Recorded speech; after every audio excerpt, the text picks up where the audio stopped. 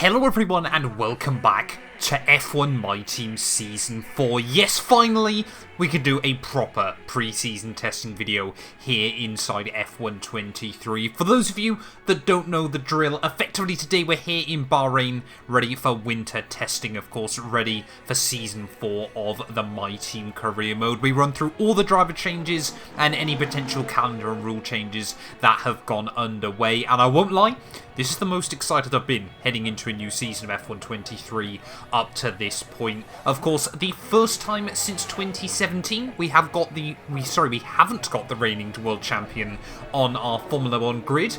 And that left Red Bull with a bit of a conundrum there. Sergio Perez, of course, announcing his retirement from the sport meant that Max Verstappen was going to resume his role as the #1 driver. But he is joined by Yuki Tsunoda. Yes, a move that actually makes sense inside an F1 game. I absolutely love it. To be honest, most of the driver transfer moves I think make quite a lot of sense inside F1 23. However, Red Bull are not looking as strong as they once did. Heading into the new year, they're third overall in theoretical performance according to F1 23. Of course, after wrapping up the double for the first time in this series last season, you know, often they've been a team that starts really strong and then gets weaker and weaker as the season goes on, but clearly they're going to have to try and do the opposite of that in Season 4 of this career mode. Of course, you know, Max Verstappen, still a one-time world champion in this series, of course, and yeah, Yuki Tsunoda, we've seen him be absolutely rapid, of course, doing bits in a real-life 2023, and of course, could be a move, you know, that we see in real life in the not-too-distant future as well there. But yeah, Red Bull, they'll be looking to try and fight for the front, fight for wins and for championships once again. They've been the only team that has consistently been in the fight all 3 seasons of the My Team career mode up to this point. Of course, their worst finish has been second, but what are they going to be able to do here when it really looks like their first truly big test? Moving on though, down to Mercedes, of course, our second team to lose their driver, and of course Lewis Hamilton, who had been with the team since 2013, finally announcing his retirement from the world of Formula 1. George Russell, of course, now taking the lead down at the Brackley-based organisation, and he's joined by Pierre Gasly. Yes, for the longer-term members of the channel, you'll remember, I'm pretty certain it was F1 2021, Gasly made the move to Mercedes as well, and it was quite a fruitful adventure back on that game, so we'll wait and see if that is going to be the same story here. However, winter testing is not looking great. Mercedes go into the new season as the 6th best team overall, theoretically. I mean, George Russell and Pierre Gasly, 2 absolutely rapid drivers, so I think, you know, they are potentially going to be able to drag that car to higher positions than originally anticipated there. But yeah, Mercedes, it's the first time we've really seen them set to struggle at the start of a new campaign, and of course it's meant that we've had such a shift in terms of the performance. Of course, the first 3 seasons were very much, you know, we kind of had the big 3 teams and then the rest of the running order. Season 4, that really doesn't look to be the case anymore, and I'm so excited for it as well there. But yeah, Pierre Gasly, of course, you know, left the Red Bull program, of course, went to Alpine, a couple of successful seasons there. He was really strong throughout the end of Season 3, you know, thoroughly, easily had the best of his teammate Esteban Ocon there, and clearly Mercedes fancy his talents inside one of their cars as well. So very excited to see how he's going to compare up against George Russell. Of course, 2 massive talents, and in real life Formula 1, 2 one-time Grand Prix winners as well. But yeah, let me know down in the comments below who you think is going to finish out best of the new Brackley-based teammates. Next up though, of course, is Ferrari. The Maranello-based squad, of course, finished first in Season 1, dropped down to P3 in Season 2, and then really never quite kicked off from that. Obviously had a tight battle with Mercedes throughout the entirety of last campaign, but a couple of wins right towards the end there, and Hamilton kicking off strong there allowed Mercedes to get the better of Ferrari there. Charles Leclerc, of course, just beat me to P4 in the Drivers' Championship in the final race in Las Vegas, and their driver lineup remains unchanged. Just one of 2 teams that has not changed their driver lineup since Season 1 of this series. Ferrari really does finally look like they're going for stability in the world of Formula 1 once again, similar to the late 90s and early 2000s there. But yeah, heading into the new year, they kind of have fallen back in a similar fashion to Mercedes. They start the new year 5th on paper in comparison to obviously the Brackley-based team's 6th place standing at the start of the new campaign, so signs not looking promising. However, what you can guarantee with Ferrari is, of course, they're able to throw a lot of money and a lot of resources at any problems that do come their way. And of course, Charles Leclerc and Carlos Sainz, two very, very experienced drivers, are well set up within that program as well. And I'm intrigued to see how Ferrari are going to be able to build back up, or whether we're just going to see them fighting slightly higher than we originally anticipated as well. Like we said, a big shuffle in terms of performance, some absolute threats further down the roster as well, so I'm very, very excited to see how other teams get on there. But yeah, Ferrari, one of our only unchanged lineups as we head into Season 4. Will we finally see a shake-up in the near future? Let's wait and see, but it seems like Leclerc and Sainz both know how to get the job done. Moving on though, down to ourselves and Audi, and big news. Not only have we got a new driver in the car, we've also got a new power unit as well. Yes, unfortunately we weren't quite happy, I mentioned it a few times last season. It felt like Red Bull were holding upgrades back from us because on many occasions we were their biggest threat. So we've actually signed a deal with German rivals Mercedes there. Yes, of course, Audi 212, isn't quite a fully fledged program in a similar way to obviously how Alfa Romeo wasn't with Ferrari.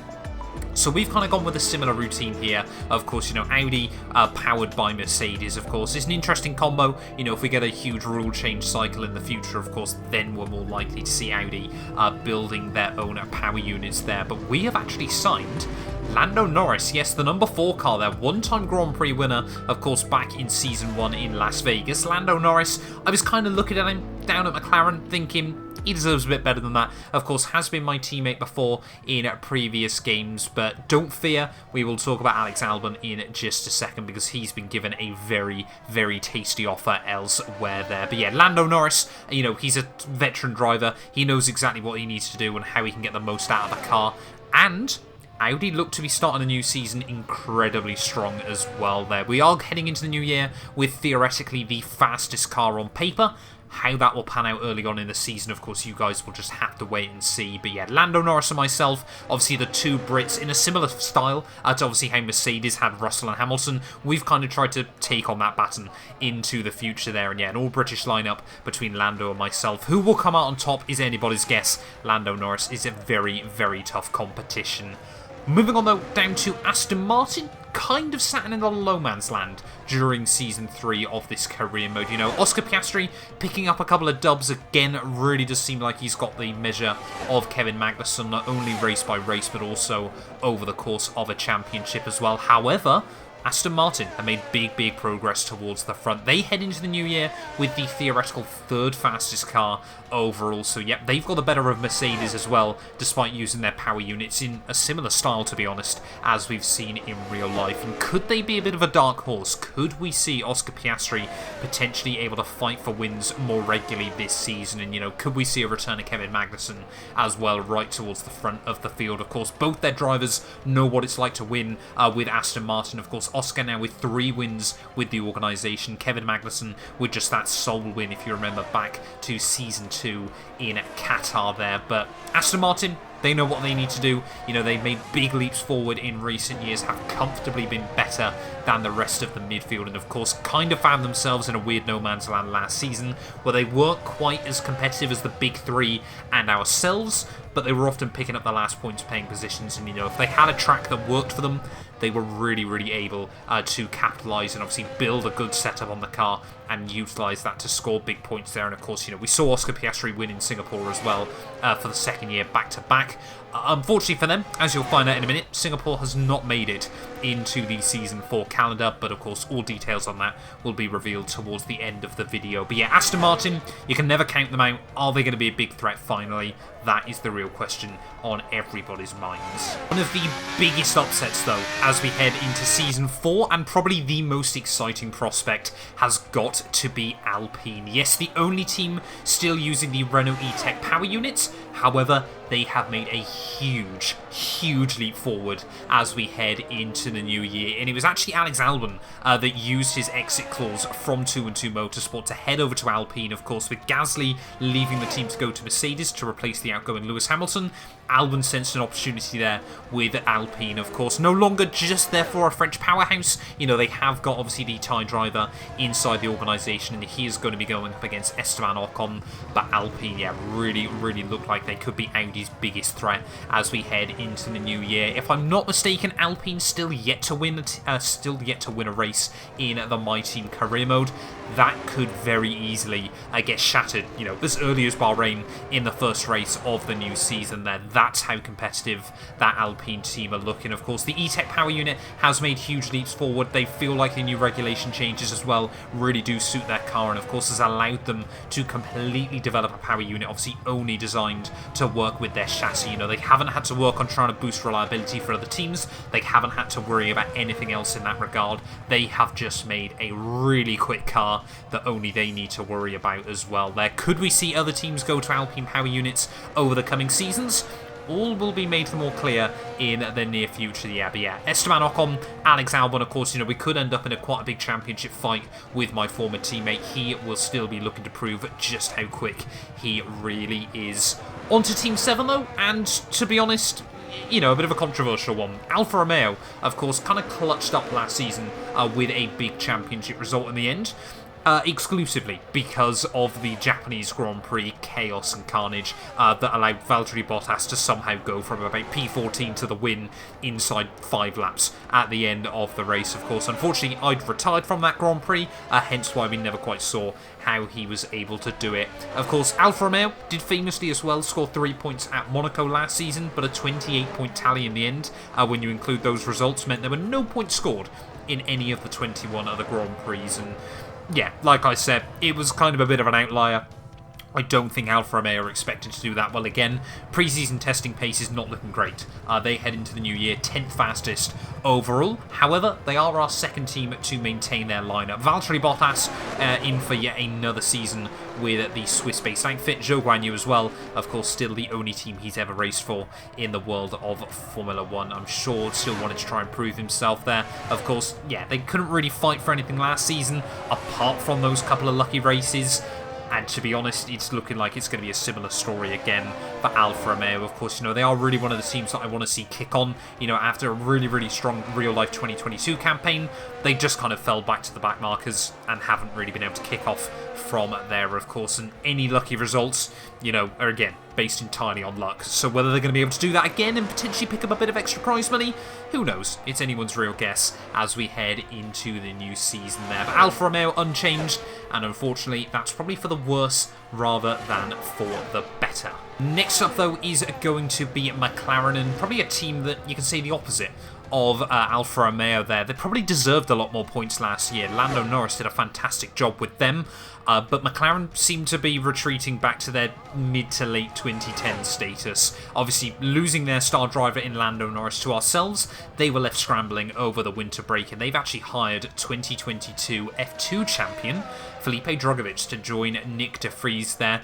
Still not quite sure how Nick de Vries is able to maintain a seat. Of course, Lando Norris scored points on quite a few occasions last year, and Nick de Vries did not score a single point, and I think is yet to score a single point in any F1 23 My Team race we've done so far throughout the 3 series of this championship. But yeah, really excited to see how Felipe Drugovich is going to get on. Of course, finally getting that Formula 1 gig, and of course, again, another move, just like Yuki Tsunoda over at, obviously up into Red Bull from AlphaTauri. Drugovich, you know, he is Aston Martin's reserve driver, but he is also part of the McLaren weird driver pool that they've got going on as well there. So hopefully for his sake, he's going to be able to come in and very much get the better of Nick de Vries immediately. But of course, yeah, Nick de Vries, you know, he's got to use this opportunity to really prove himself. McLaren head into the new year P8 overall, but honestly, I'm expecting them to potentially struggle, you know, with a bit of lack of direction, unless one of those 2 drivers can really kick off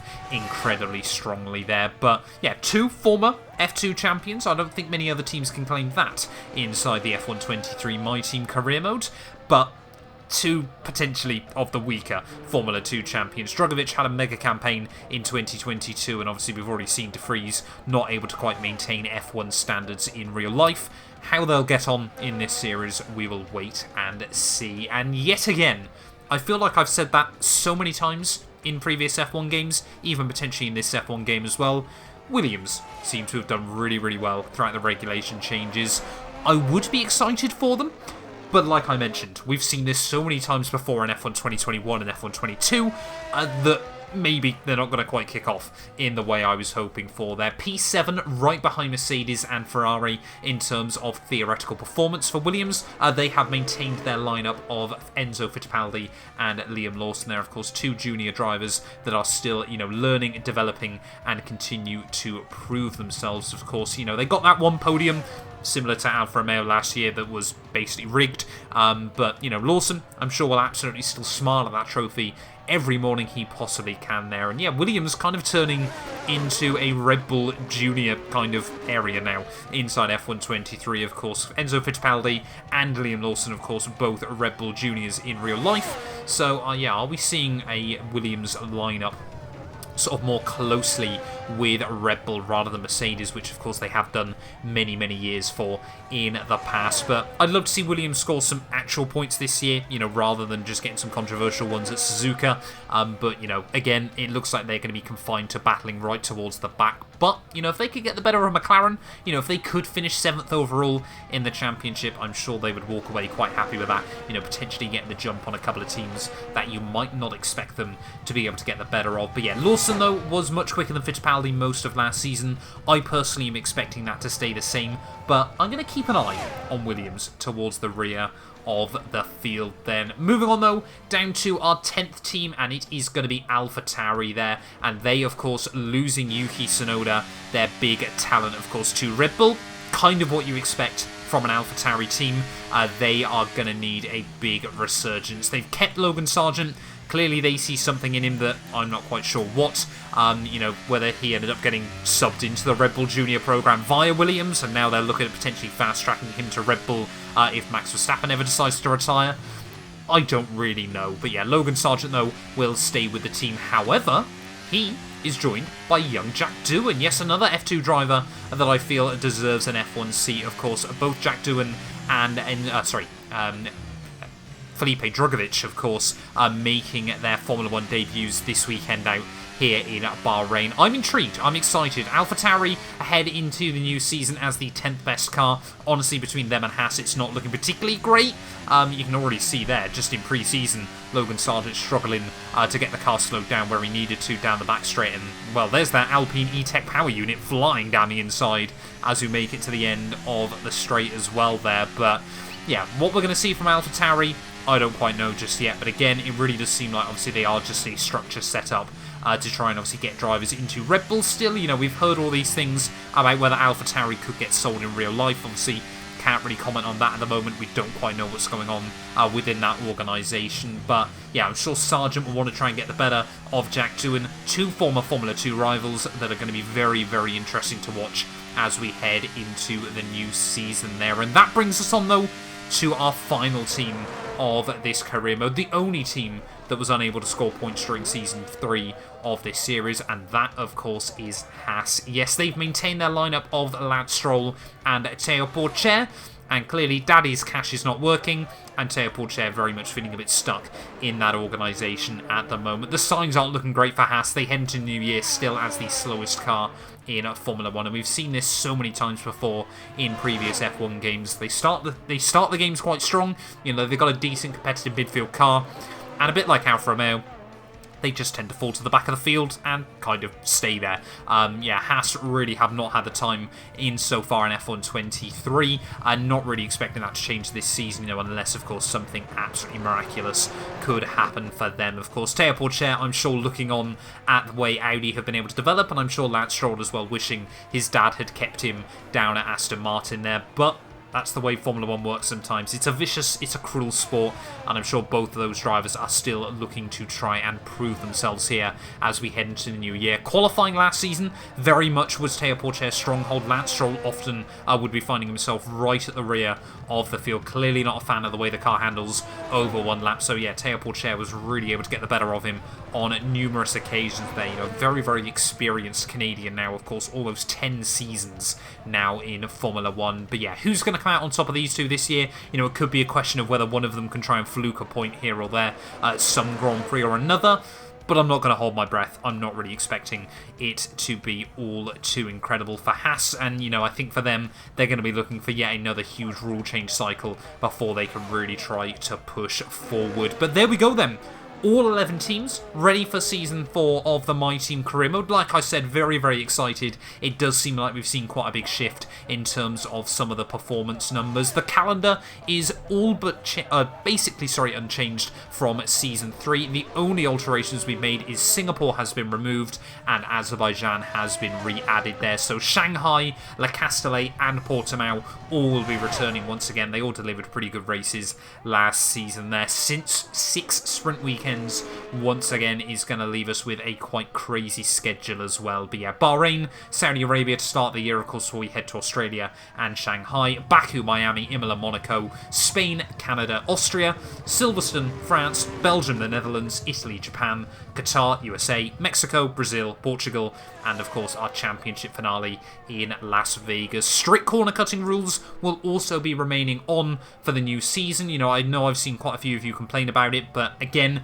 it's working so well for me in my league racing that I absolutely think it is worth it, and of course allows me to race with consistent track limits across all of our series as well. But yeah, super excited to be jumping into the new season. Of course, I really hope you guys are as well. You know, Audi, this has got to be our chance to fight for a world championship. But you know, Albon down at Alpine, Esteban Ocon, Aston Martin, and of course, who can forget Lando Norris? It is going to be very, very competitive right from the get-go.